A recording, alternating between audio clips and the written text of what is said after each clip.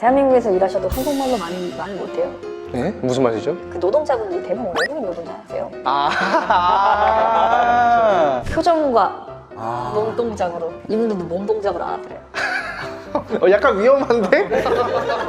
근데 이게 합법적인 등록이 안 된 사람들은 사실 고용하면 안 되는 게 건설법상에 있거든요. 그럼 실제로도 그렇게 잘 지켜지나요, 그게? 저는 잘 지켜주는 줄 알고 있었어요, 사실. 그리고 경찰차 먼저 들어오니까 얘네가 놀란 거예요. 그래서 갑자기 거의 100명 정도가 산으로 막 뛰어오더라고요. 왜 우리나라에 와서 일하지? 이렇게 생각하시는 분들 있거든요. 시내에서 이제 대화를 좀 했어요. 집이 어떻게 사냐, 왜 일하러 오냐 했더니 자기가 여기서 현재 일을 하면 거기 집에 가면은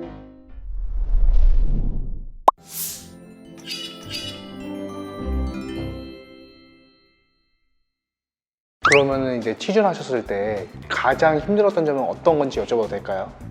가장 힘들었던 건 저는 아무래도 영어죠. 저는 영어를 좋아하진 않았어요. 뭐 아까 대학교 때는 열심히 뭐 영어 했다고 하는데 그거는 사실 단기 과목이잖아요. 단기간에 하는 거고 사실 사회에서 원하는 영어 수준은 그런 수준이 아니잖아요. 정말 유창한 영어 발음을 하는데 제가 사실 듣는 것도 학원에 가니까 처음 보신 선생님이 너 정말 맞긴데? 이러는 거예요. 그래서 이런 표현 하시더라고요. 근데 그런 말이 맞아요. 그 선생님이 저한테 한번 물어보시더라고요. 공부를 오래 안 했죠? 그래서 저는 딱 수능 공부만 하고 나중에는 토익 공부만 하려고 하고 있다 그랬더니 영어 안 들어보는 게 티가 난다고. 영어는 들어야지만 얻어지는 거다. 많이 듣고 많이 말해보고 보고 해야 되는데 저는 그런 과정 없이 딱 시험만 보려고 하는 사람이잖아요. 그렇기 때문에 아무래도 스피킹 성적도 안 될 거고 같은 말을 하는데 이 외국인이 못 알아들어요. 스피킹을 하는데 토익 스피킹을 전부 다 대답했어요. 근데 성적이 안 나오더라고요. 토익 스피킹 시험 보시면은 알겠지만 8문제를 보고 시험을 봐요. 근데 8문제 중에 5개를 대답했을 때 성적이랑 8문제 중에 8개를 대답했을 때 성적이 똑같은 거예요. 그럼 이게 무슨 변별력 있는 시험이지? 제가 녹음한 걸 들어봤어요. 그래서 안 거예요. 내가 말한 단어는 내가 무슨 말인지 모르겠구나. 여기가 내 한계구나. 영어 토익도 사실 800점 가까이 가는 게 정말 힘들었어요, 저는. 영어를 자체를 시험으로만 생각했던 사람한테는 듣는 것 자체가 힘들어요, 영어. 그렇기 때문에 그 중간을 전부 다 알아들을 수는 없어서 대부분 스킬로 영어를 풀어야 하고 여기까지 가야겠다, 여기서 가능한 회사를 가야겠다라고 생각도 했었고요, 사실. 근데 영어가 특히나 우대가 되는 직업이었잖아요. 취업 준비할 때 당시에. 그렇죠. 그래서 최상위권에서는 못 간 것 같아요.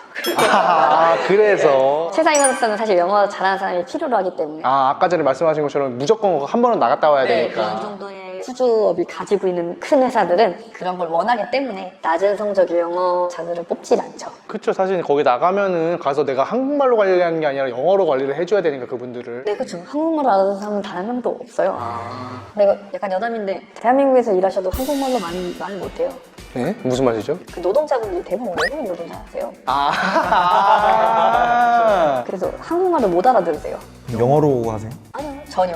저희는 한국말로 계속 해야죠. 표정과 몸동작으로 일을 시킬 수 있어요. 네, 이분들도 몸동작으로 알아들어요. 약간 위험한데? 그래서 지켜봐야 돼요.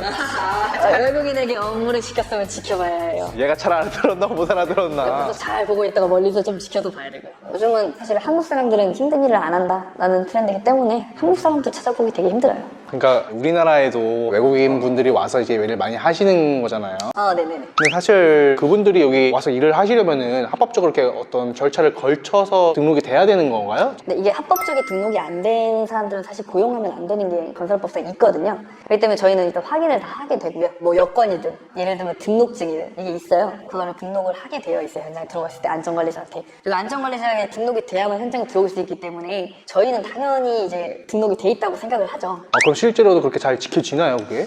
저는 잘 지켜주는 줄 알고 있었어요, 사실. 근데 재밌는 일하긴 한데요, 여기서.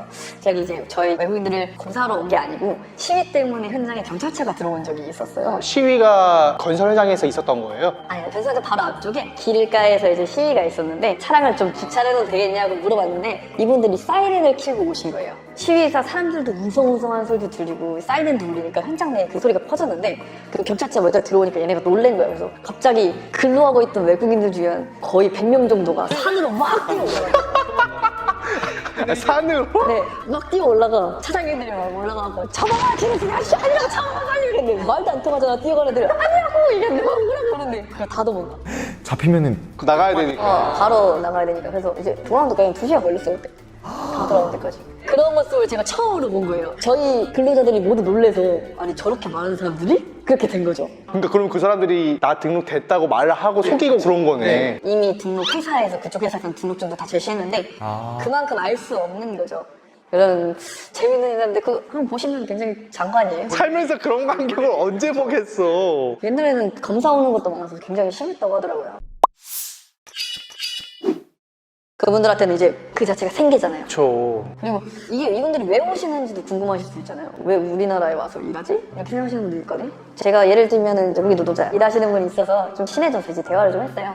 집이 어떻게 사냐? 왜 일하러 오냐 했더니 자기가 여기서 현재 일을 하면 거기 집에 가면은 가족들이 3층 집에서 살아요. 네? 자가로 3층 집이요.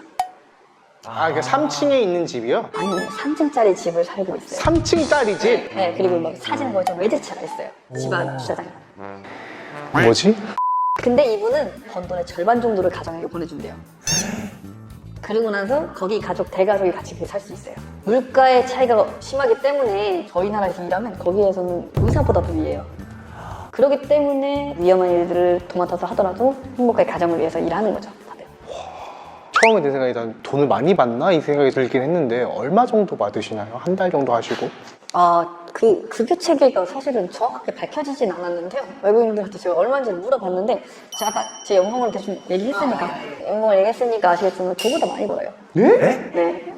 아, 많이 벌기도 하네. 네. 실제로 저희 근로자들이 저보다 돈을 너무 많이 벌어요. 네. 아니, 일을 많이 하니까. 네, 그렇죠. 일을 많이 하기도 하고요. 힘으로 하는, 몸으로 하는 일을 하다 보니까 요즘 그리고 건설업은 많이 안 하시잖아요.